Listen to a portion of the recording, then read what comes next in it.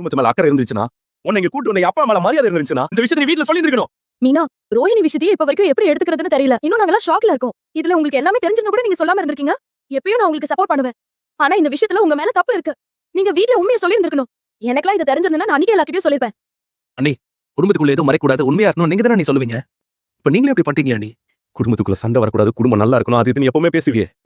அதெல்லாம் சும்மா பேச்சுக்குதா இல்ல? உன் வசதிக்கு ஏத்த மாதிரி அதை மாத்திப்ப. இப்பதான் எனக்கு எல்லாமே புரியுது. கிருஷ்ண ஏன் தத்தெடுக்க கூடாதுன்னு கேட்டப்போ காரணம் இருக்குன்னு சொன்னீங்க. அது இந்த காரணம் தான். ஏன்? ஆனா அதை சொல்லாம கிருஷிக்கு உண்மையான அம்மாவா இருக்க முடியுமான்னு பயமா இருக்குன்னு ஒரு நடிப்பு நடிச்ச பாத்தியா? அந்த பார்லர் அம்மாக்கு கொஞ்சம் கூட சளைச்சவை இல்ல நீ. இல்லங்க. உன் காரணம் எதுன்னு தேவையில்ல. தப்பு செய்யற எல்லாரும் அதை செய்யறதுக்கு முன்னாடி காரணத்தை தான் முதல்ல தேடி பிடிப்போம். நீயும் அதான் பண்ற. அந்த மானம் கெட்டவ கூட நீ கூடி கூடி பேசும்போதே நினைச்ச என்னவோ தப்பா இருக்குன்னு. பாத்தீங்களா? என்னவோ இவன் இந்த குடும்பத்துக்கு உண்மையா இருப்பா, நல்ல மருமகளா இருப்பான்னு சொன்னீங்களே. உங்க மருமக பண்ணிருக்கிற காரியத்தை பாருங்க. மனோஜ பாருங்க, எப்படி உடைஞ்சு போய் நிக்கிறான்னு பாருங்க. இதெல்லாம் ஊர் உலகத்துக்கு தெரிஞ்சதுனா நம்ம மான மரியாதை என்ன ஆகுறது? இந்த குடும்பத்தோட கௌரவம் என்ன ஆகுறது? ஊரே காரி துப்போம். நான் கூட்டிட்டு வந்த மருமக என்ன நம்ப வச்சு ஏமாத்தினா, நீங்க கூட்டிட்டு வந்தவ கூட இந்த குழி பறிச்சுட்டா. பாத்தீங்களா? இவளும் இந்த வீட்டுல இருக்க கூடாது. இவளையும் விரட்டி விட்டுருங்க. இவளாலதான் இந்த குடும்பத்துல நிம்மதியா போயிடுச்சு. அத்தை, இந்த உண்மை தெரிஞ்சதுக்கு அப்புறம் ஒரு நாள் கூட நான் நிம்மதியாவே இல்ல அத்தை. நானும் சொல்லணும்னு பல நாள் நினைச்சிருக்கேன். ரோஹிணி கிட்ட கூட எல்லார்கிட்டயும் உண்மையை சொல்லிட்டேன்னு எவ்வளவோ சொன்னேன். அவ சொல்றேன்னு ஏதேதோ காரணம் சொல்லிட்டு இருந்தா.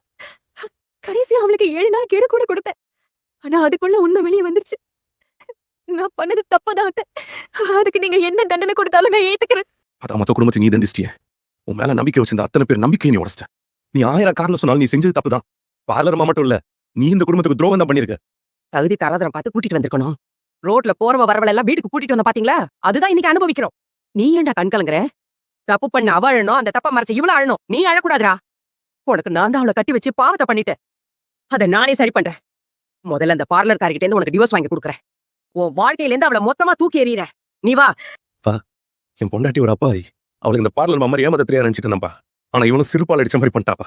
என்னங்க எதுவும் பேசாத. திடீர்னு இப்படி ஆகும்னு நினைக்கவே